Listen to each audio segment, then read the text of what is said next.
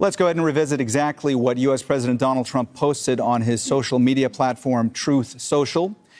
We have completed our very successful attack on the 3 nuclear sites in Iran, including Fordow, Natanz, and Isfahan.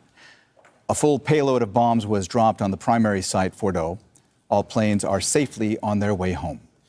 Congratulations to our great American warriors. There is not another military in the world that could have done this. Now is the time for peace. Thank you for your attention to this matter. All right, Hamda Salhoud is joining us now from Jordan's capital. She's in Amman because Israel's government has banned Al Jazeera from reporting inside Israel and the occupied West Bank. So, Hamda, we've known for a while now that Israeli officials have been calling on the U.S. to support their efforts, their conflict with Iran. Now we have confirmation from the U.S. president, from Donald Trump, that the U.S. has struck 3 nuclear sites inside of Iran. Are we hearing anything from Israel at this stage?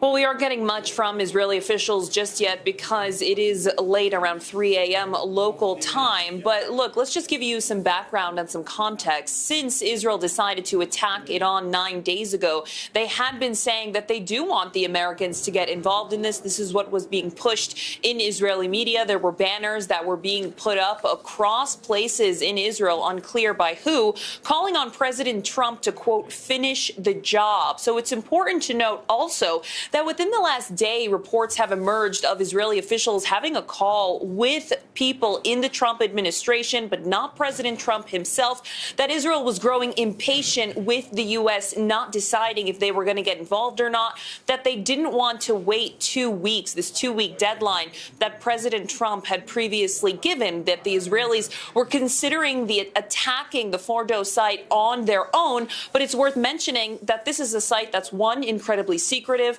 2, mainly underground, and 3, it's deep in the mountains. It's dug up in the side of a mountain. So the Israelis didn't even know if they have the capabilities to do that, which is why they wanted the Americans to come in with their weaponry, with their bunker-busting bombs to attack this site. So the Israelis were considering doing this already on their own. Netanyahu said that it was not off the table once Israel started striking Iran, but they were still waiting for U.S. support. And Netanyahu had said while visiting a building that was struck by an Iranian missile that this war would continue with or without the American support, with or without the American weaponry that could be dropped if they continued, or they considered rather, conducting their own airstrikes. But this is something the Israelis wanted from the very beginning. Both Israel and the United States have said that they don't want Israel to acquire a nuclear weapon, and they don't want Iran to have any sort of capability to enrich uranium, which is what they're doing primarily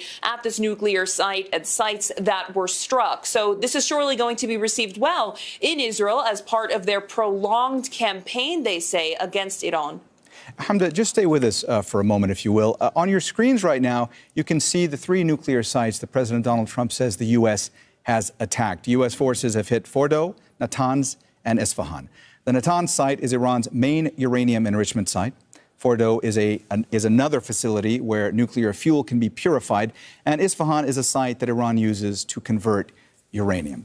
Now, Hamda, with regard to Israeli officials, as you mentioned a moment ago, we know that Prime Minister Benjamin Netanyahu, as well as other government leaders in Israel, have indicated that they were going to continue attacking Iran, whether the U.S. entered the conflict or not. Now that we know that the U.S. has entered the conflict by targeting these 3 sites in Iran, is there any indication from what we've heard from Israelis in the past week or so what they would do if the U.S. enters this conflict in essentially just one type of strike and then comes out of it? Would they continue then attacking Iran? Have they said they would continue? Or would they consider potentially stopping and seeing what the U.S. might want them to do going forward?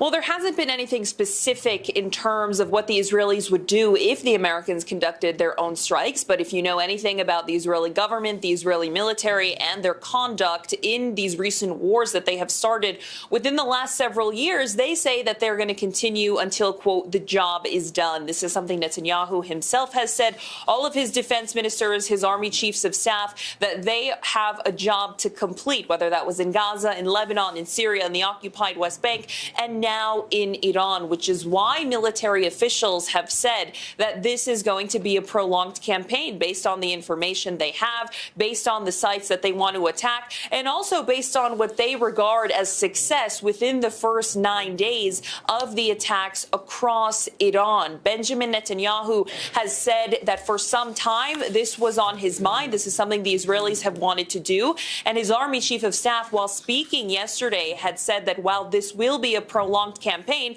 it's because they say Israel had intelligence about Iran reaching some sort of point of no return with uranium enrichment and with the acquisition of an entire nuclear weapon, which is why they decided to move forward with those strikes at that time, even though it was something that had been planned. There was something in the works with the Israeli military for years prior. This is a conversation that the Israelis have been having for a long time. It's nothing new within Israel. And remember that Israel largely accuses Iran of arming and supporting other sorts of groups throughout the region like Hamas and Hezbollah, saying that this was also part of the reason that they wanted to attack different strategic military and nuclear facilities inside of Iran. But the military has said in the last couple of days that their work isn't finished, meaning that they're trying to destroy all of the weapons capabilities as well. The Israeli army says they've destroyed at least 3 Iranian fighter jets,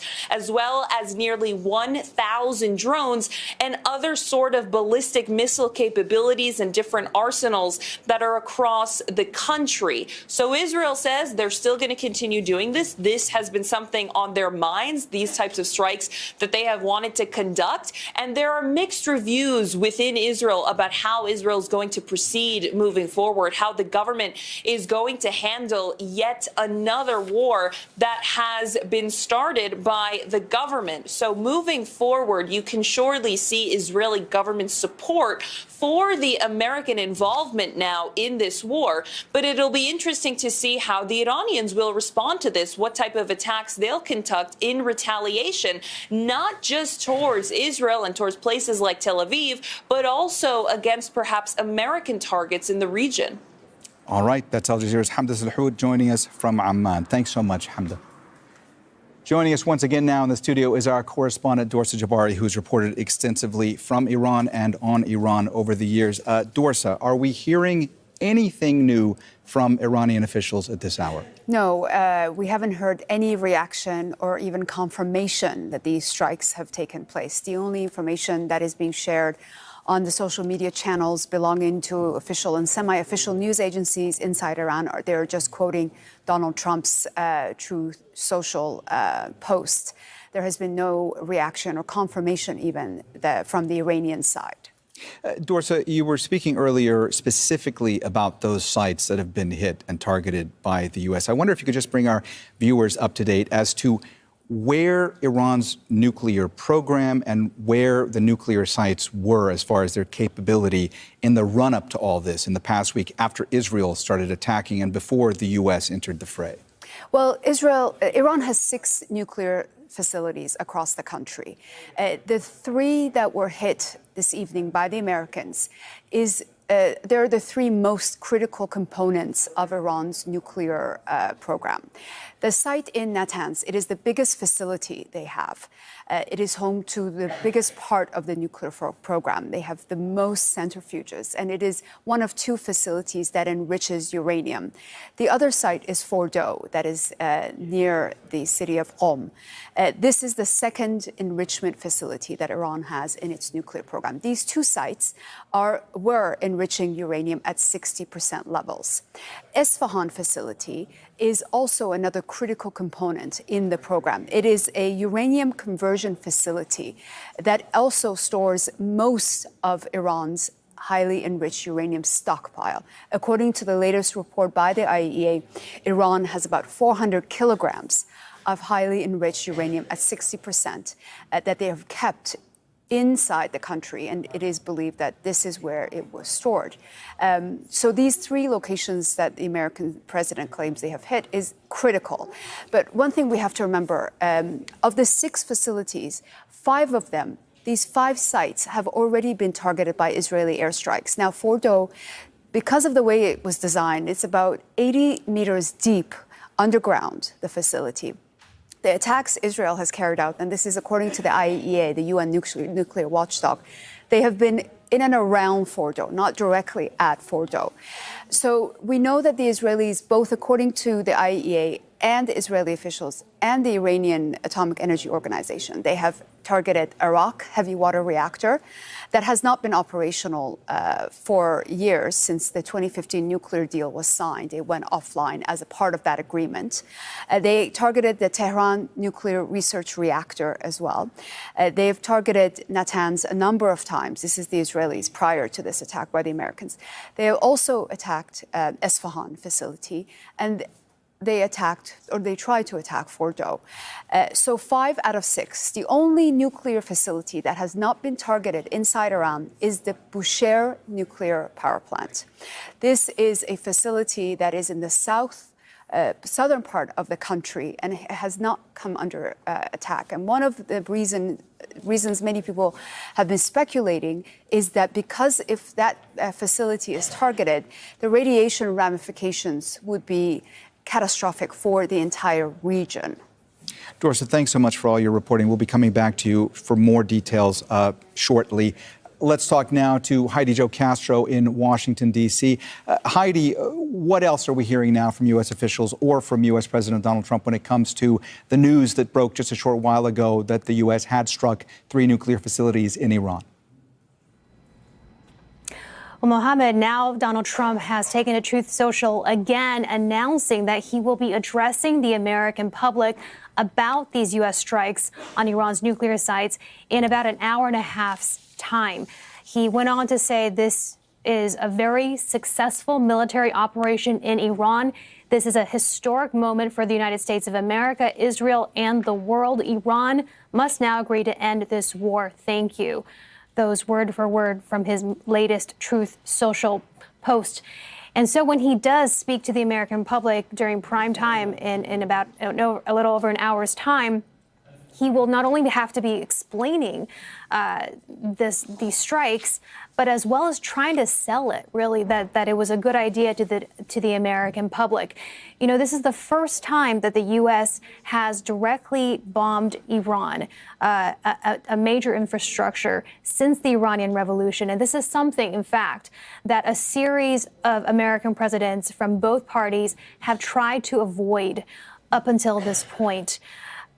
Donald Trump is calling it a historic moment again. He says not only for the U.S., but for Israel and for the world. So certainly trying to sell this as having made the right call.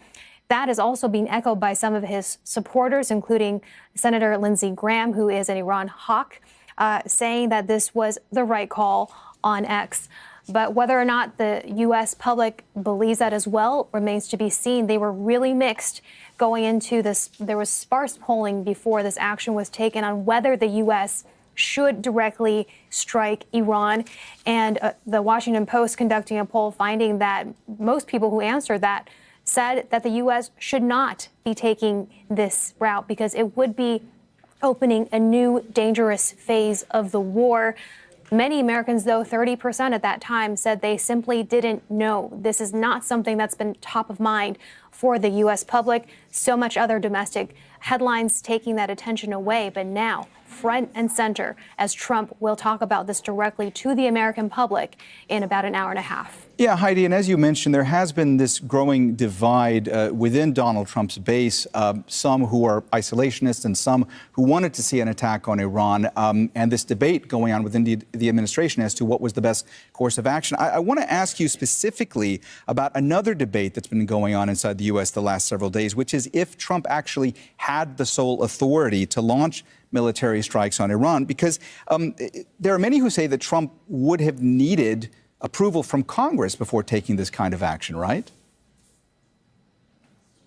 Right, especially now that this could be seen as a declaration of war, which is the sole power of the U.S. Congress, if you read the Constitution strictly.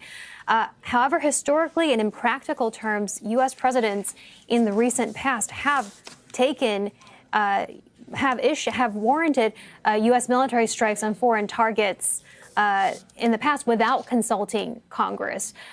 Congress was in the middle of perhaps taking action to try to prevent this, but a few voices of dissent among Republicans saying that this was not our war, not the U.S.'s war.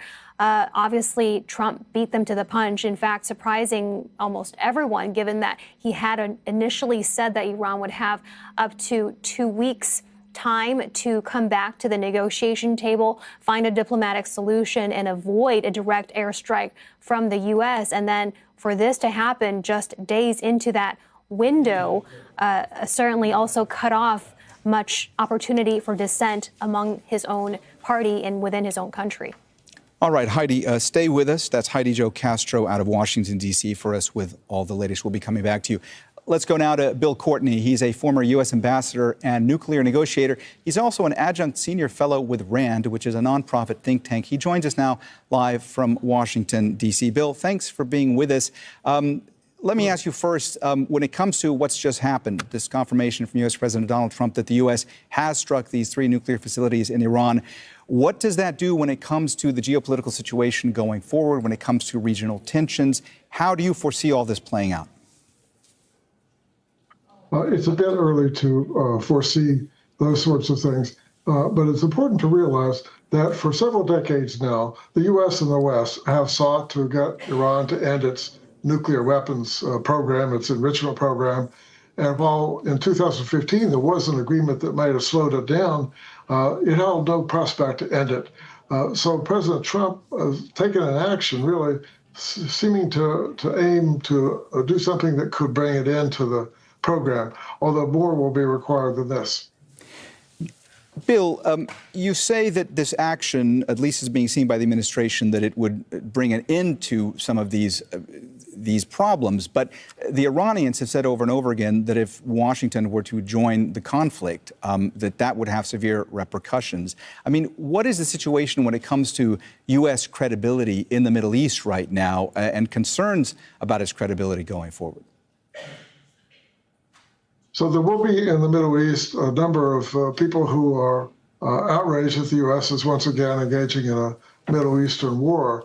But for those who are concerned about Iran's nuclear breakout potential, such as the Saudis and some other countries in the Persian Gulf, they will see now U.S. power as more credible and more apt to be relied upon than in the past. Bill, you had a situation in the past few days where you essentially had a U.S. president, Donald Trump, rebuking the head of his intelligence agencies, Tulsi Gabbard. You'd had Tulsi Gabbard testify a few months ago that the assessment was that Iran was not trying to build a nuclear bomb. Trump was asked about that in the run-up to these strikes, and he said that he didn't believe that was the case. When you have this play out publicly, a sitting president questioning and then denying, essentially, the assessment from his spy chief, I mean, what does that say about the inner workings of the government in Washington? Well, it suggests there may have been other factors at work beyond the intelligence assessment. You know, in some sense, let's remember that we're talking about enriching uranium. The U.S. dropped a uranium bomb on Hiroshima in 1945 and did not need to do testing, nuclear tests before that. So it is possible that the Iranians, if they have highly enriched uranium, and that can be available to them sufficiently high at 90% in just a couple of weeks, the Iranians might be able to put together a bomb without testing it. Bill, are there any indications coming out from what you're seeing right now from the statements from Donald Trump and potentially others in the administration? We know that Donald Trump is going to be giving an address to the U.S. in a little over an hour from now. At least that's what he's announced. But based on what you're seeing thus far, is there any indication that the U.S. plans to continue bombing Iran, or at this stage does it look like this was a one-and-done operation? It's too soon to tell. Partly it will depend on whether Fordow was fully penetrated. Each B-2 bomber flying from Diego Garcia could carry 2 of these 30,000-pound massive ordnance penetrators. Fordow would have required more than 1 or 2 probably to be fully destroyed. So we'll have to see what is the battle damage assessment from this strike on Fordow, and that could have something to do with whether the U.S. continues a bombing effort. All right, Bill, just stay with us. We're going to come back to you with more questions shortly. Right now, I want to go back to Dorsa Jabari, who is joining us here in the studio. She's our correspondent who's reported extensively both from Iran and on Iran in years past. Dorsa, this is a moment that many were questioning if it would happen. We know now that the U.S. has bombed 3 sites in Iran. What were we hearing from Iranian officials before this action was taken as to what the repercussions might be? Well, we had heard from the Iranian foreign minister, we had heard from the Iranian president, we had heard from Iranian military officials who had reiterated over and over again, if the United States gets directly involved in this conflict, then the U.S. military bases in the region, in the Middle East, will become legitimate targets for Iran. Now, the United States has about 40,000 military personnel in this region, and they have 19 military bases, 8 of which are permanent. These military infrastructure and facilities are what Iran will now call legitimate targets as a result of what the United States military has just carried out in Iran. And Dorsa, we've seen now that U.S. President Donald Trump has also posted on his Truth Social account, Iran must now agree to end this war. But certainly, in the run-up to all this, what we've heard from Iranians is that if the U.S. were to get involved, that's only going to escalate the situation. How do you foresee the Iranians reacting to a message like this? Well, this is going to be seen as yet another attempt by the United States to negotiate or to force Iran to come to the negotiating table through force. And they've said that even the discussions between Iran and the United States will not continue while Israel is bombing Iran, because they held the United States accountable for Israel attacking Iran from June 13th. So even before the United States was directly involved, the Iranians blamed them for being indirectly involved, having given the Israeli Prime Minister Benjamin Netanyahu the green light to start attacking Iran. So Iran is going to see this as an act of war. It's going to be very difficult for anyone to convince Iranian officials to see any kind of an off-ramp from full confrontation between Iran and the United States. Yeah, Dorsa, when it comes to diplomacy, obviously we know that will be tricky. It's been tricky up to this point. It would certainly be trickier going forward. When it comes to any type of off-ramp to this conflict, is there any scenario by which any international actor might be able to try to de-escalate this situation right now?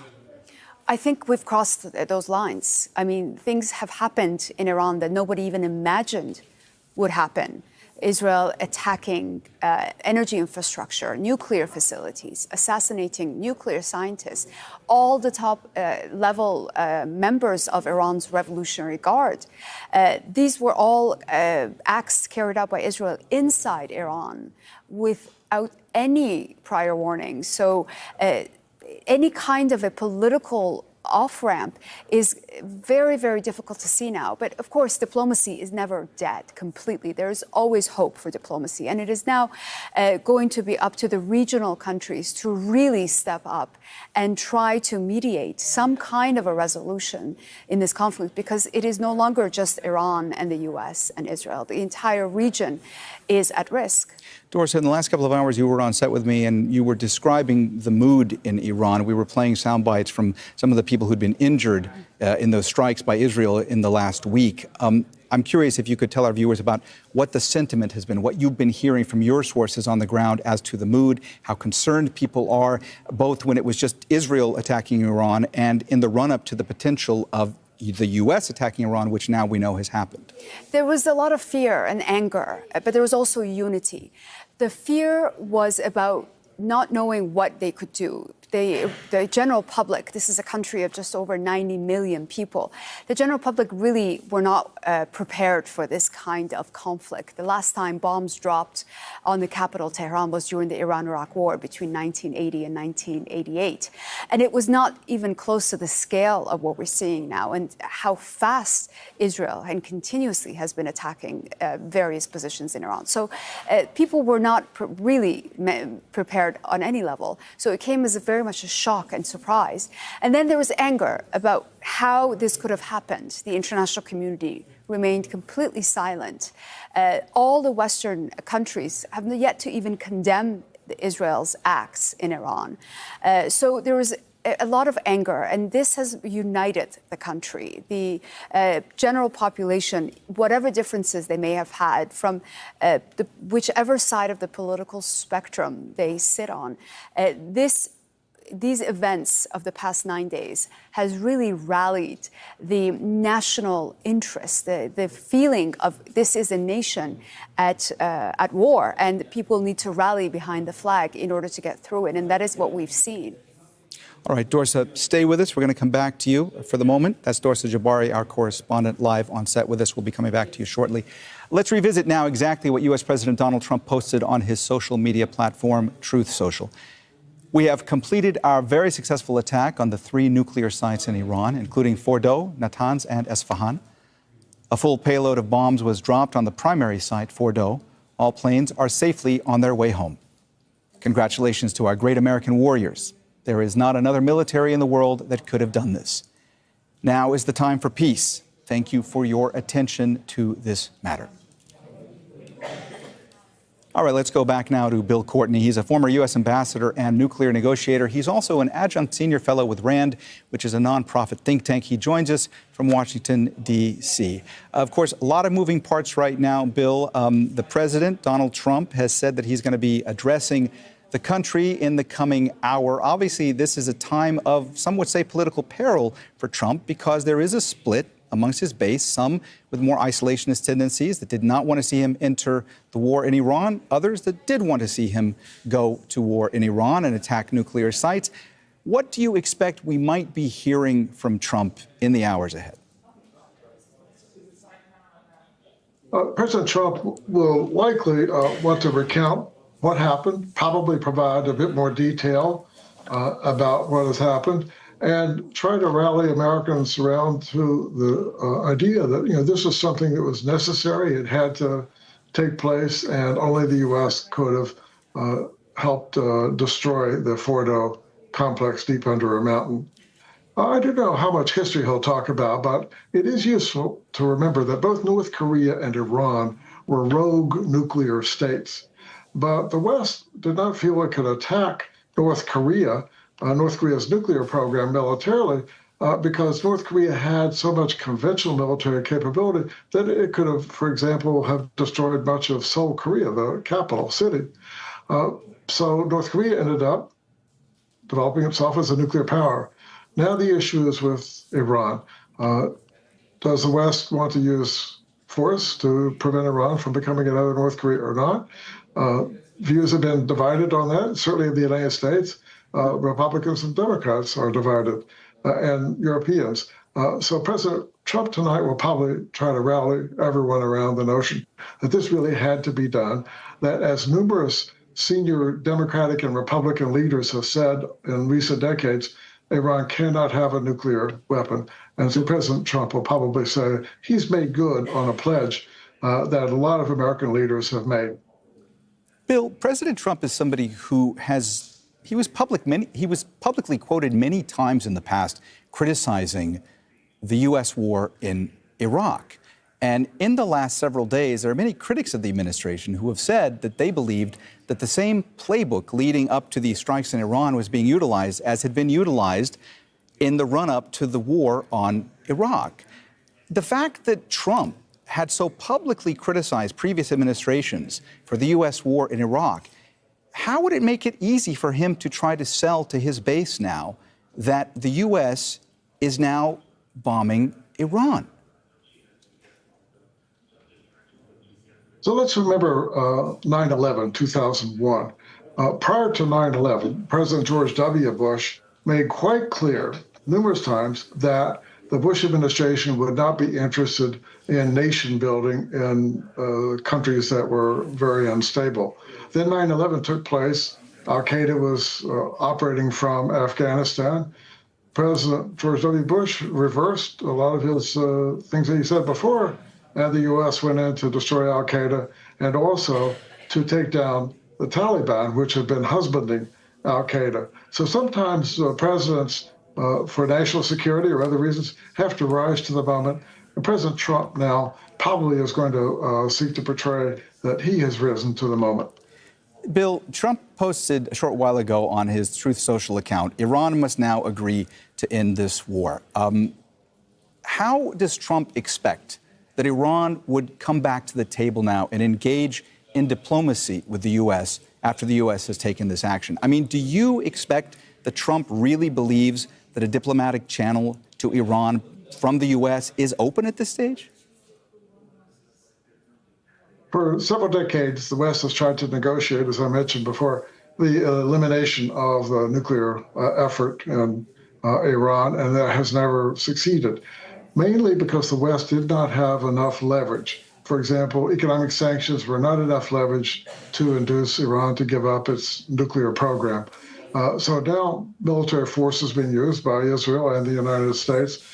Iran is much weaker militarily now. Israel has destroyed a lot of its capability, and now the U.S. is bombing the hard target sites. So Iran is much weaker than it was before. The West, the U.S., have more credibility now, more leverage, so that could change prospects for any negotiated outcome.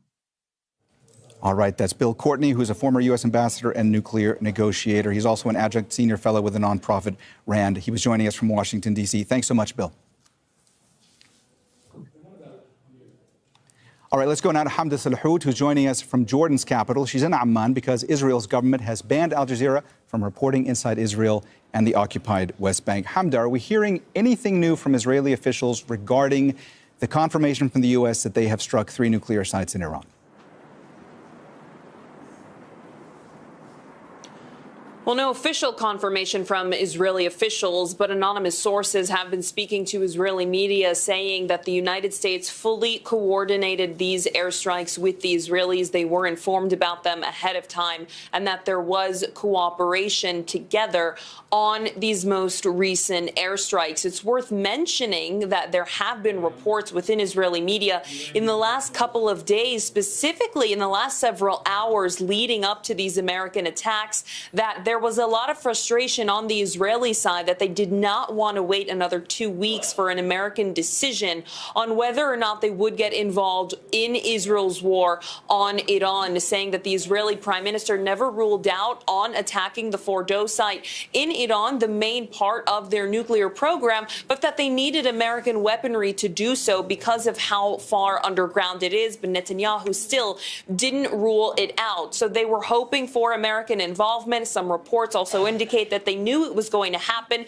but just were waiting for the green light from U.S. President Donald Trump. Israel has said that this is going to be a prolonged campaign against Iran, unlikely that it would end quickly as some had hoped. And the Israeli Army Chief of Staff had also said just within the last 36 hours that Israel had had these plans for a long time, and they were just waiting for the right time to do so, saying that they had some sort of intelligence that Iran was reaching a point of no return with their nuclear program, all while negotiations were ongoing. The Americans had previously told the Iranians that they wanted some sort of deadline from them as well for the talks, but the Iranians said that they weren't going to conduct any sort of talks while they were still under Israeli fire and while there were still bombs being dropped all over Iran. So according to Israel, they say that this war is going to continue. It's going to be a long, prolonged campaign. They're going to continue targeting nuclear sites,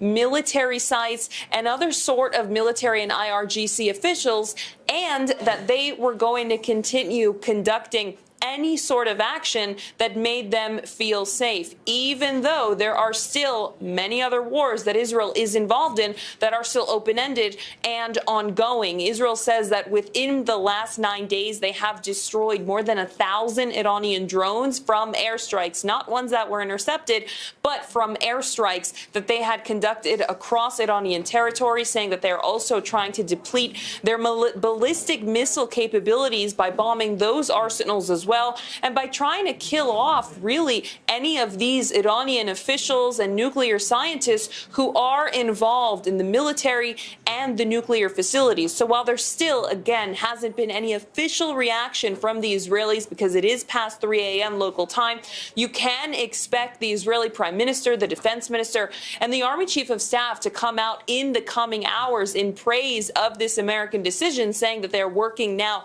in tandem to destroy Iran's nuclear capabilities. All right, that's Al Jazeera's Hamda Salhoud joining us live from Amman. Hamda, stay with us. We'll be coming back to you with more questions shortly. Let's go now back to Dorsa Jabari, who's with us here in the studio. Dorsa, of course, has reported extensively on Iran and from Iran over the years. Dorsa, I want to ask you specifically about a post from Donald Trump on his Truth Social page, in which he said Iran must now agree to end this war. Obviously, we've been speaking in the last hour.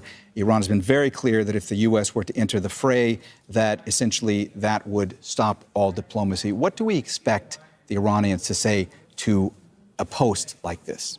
I don't think they're going to take it very seriously. I think, given everything that's happened, this is the U.S. president basically forcing peace through an act of aggression on a sovereign nation. And the Iranians have been very clear, if the United States does this, then their military interests in the region and their personnel are fair targets for the Iranians. There's about 40,000 U.S. troops stationed in the Middle East. There are 19 U.S. bases in the region. 8 of them are permanent ones. And for the Iranians and their proxies, these are now legitimate targets. Now, I just want to mention that in the past few minutes, we have heard from the political deputy to Iran's state TV chief, who says that Fordow, Natanz, and Isfahan have been evacuated prior to this attack. We also heard from another high-ranking Iranian official, Mohsen Rezai. He was a former presidential candidate, and he said that all the sensitive material had been moved from the nuclear facilities. So we're getting indications of how prepared the Iranians were for this eventuality, which has now happened. Dorsa, I want to just talk briefly about the mood inside Iran again with you. As we know, the opposition in Iran has been pretty fractured over the years. There's been a lot of speculation as to what Israeli strikes on Iran would do when it comes to the opposition, and then if the U.S. were to enter the fray, what that might do when it comes to opposition to the government. What have these attacks on Iran actually done? Has there been a rallying around the flag effect? Have people been uniting more than in the past? Absolutely. It has completely united the entire country, the society. If there were any divisions before this, they have all been put aside. This has forced Iranians to remember, first and foremost, that they are a nation and they have to stay united in the face of this aggression. This is something Iranians have not seen since the Iran-Iraq War, which went on for 8 years between 1980 and 1988. And whatever criticism there was of the government or the system has all been forgotten or put aside, at least during this time, and really highlighted that this is a nation that stands behind the flag. And it is important for all Iranians to come together and during this very difficult time. And still, Iranians are in shock of what is happening in their country. I've spoken to people who still can't believe this is unfolding. And with the U.S. now entering into this conflict, they can only imagine things are only going to get worse, not better. Dorsa, we heard from Hamda Salhoud reporting for us from Amman a few minutes ago, and she was talking about Israeli officials and how there had been an expectation in Israel, at least behind the scenes, that the U.S. would enter the fray and would be supporting Israel's effort in Iran. Based on what you observed, based on who you've been speaking with, what you've been reporting the past 9 days or so, was there an expectation amongst Iranian officials that the U.S. actually would bomb nuclear sites in Iran? I don't think anybody really thought it would be a reality up until maybe a few days ago. These talks in Geneva became sort of what many thought was a trap for the Iranians. It would provide an opportunity for Donald Trump to say, we tried diplomacy yet again, and they didn't accept our offer. And their offer, we have to remind our viewers, was something Iran was never going to accept. Basically to give up its entire nuclear program, which Iran has had since the 1970s, or the 60s rather. So for the United States to demand a complete surrender from the Iranians while the Israelis are carrying out strikes across the country was never going to happen. The Iranian foreign minister making it very clear in Geneva on Friday when he met with the E3, that is the foreign ministers of UK, France and Germany, that Iran is willing to negotiate its nuclear program and have certain limits put in place, just like we saw in 2015, the nuclear deal that was signed between Iran and the world powers, which limited its nuclear program and had added transparency with the International Atomic Energy Agency in return for sanctions relief. But Donald Trump left that deal in 2018. So really, Iran has had very little trust and faith in the United States government, and that they would really uphold any deal that they'd agreed to. And then the U.S. really moved the goalposts. They had 5 rounds of discussions, negotiations between Iran and the U.S. indirectly. So that started in April. And the Americans initially said they wanted to reduce Iran's enrichment capabilities. It is currently at 60%. And Iran was willing to negotiate that. Under the 2015 nuclear deal, they agreed Iran would enrich uranium at 3.67%. And most of the uranium stockpile would not stay in the country. And the Iranians were ready to negotiate around those figures. But the Americans, about halfway through those discussions, decided, no, we now want zero enrichment in Iran. The U.S. Special Envoy Steve Witkoff started speaking to U.S. media and saying any enrichment in Iran is unacceptable for us. And the Iranians said, well, this is not something we're going to agree to ever. It is a red line. So we started this cycle of back and forth. They had red lines, Iran had red lines, and there was no middle ground. There was no room. And the Iranians now believe, most of the officials that have been speaking, they say this was all a pretext. This was all a elaborated plan that involved Israel. And Benjamin Netanyahu's ultimate goal was to strike Iran. He's been talking about this since the early 1990s, that Iran's nuclear program is an existential threat to Israel. And his aim was to do exactly what he's been doing over the past 9 days. And his ultimate goal was to get the U.S. to strike these facilities because they have the military hardware and capabilities that Israel doesn't. Dorsey, you mentioned a moment ago that there were some Iranian officials that had suggested that the Fordow, Natanz, and Isfahan nuclear sites had been evacuated already prior to these strikes from the U.S. Speak to us about the level of preparation in Iran when it comes to these strikes potentially taking place. How prepared were they with these looming strikes? I think all levels of officials within Iran's Atomic Energy Organization, once Israel started attacking Iran on June 13th, there was protocols that were followed. And first of all, they're in constant communication with the International Atomic Energy Agency. So every strike that is targeted, every nuclear facility that is targeted, it is immediately reported to the agency. The agency has inspectors that are permanently based in Iran. So if it is possible, they will check radiation levels around the facility if it's safe for them to do so.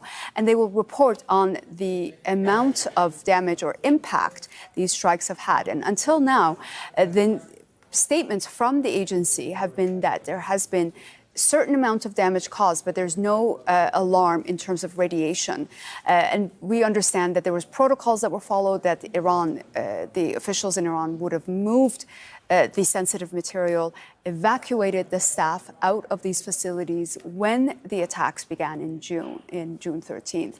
So that is in line with what we have been hearing over the past few days. Dorsey, if you could just tell our viewers about where Iran's defensive capabilities lie right now. Obviously, Israel struck. There were a lot of sites that were damaged. There were a lot of reports that Iran's military and some of their military capabilities had been weakened substantially. Where do things stand right now when it comes to Iran's military and Iran's defensive capabilities? Well, Iran maintains that it is still able to respond to Israel and also respond to the United States. There was a lot of speculation about how much Israel has managed to destroy within Iran's defensive capabilities. First, it's very difficult to verify that information. But based on what the Iranian officials have been saying, there have been numerous sites targeted around the country that belong to the Defense Ministry, the Revolutionary Guards, as well as the facilities that house that belongs to the country's defense ministry. They say the Iranians have said that they have not sustained significant damage, and that the missiles that they continue to launch towards Israel on a daily basis is evidence that Iran is still very much able to defend itself and continue this fight, and now quite possibly expand the scope of this conflict. And Dorsa, we were talking earlier about diplomatic channels. I mean, the U.S. seems to be indicating that they would still be open to talking to the Iranians. The Iranians, it seems pretty clear that up until this strike had said that if the U.S. strikes Iran, that meant that they weren't going to come back to the table with the U.S. going forward. Where do you think things stand diplomatically right now? Whether or not it's the U.S. speaking to Iran, are there other actors, members of the EU or other countries that could help de-escalate the situation? I think there have been two actors that have been actively involved in trying to de-escalate. First of all, a number of countries in the Middle East, but mainly Oman and Qatar, have been playing the mediating role between Iran and the United States.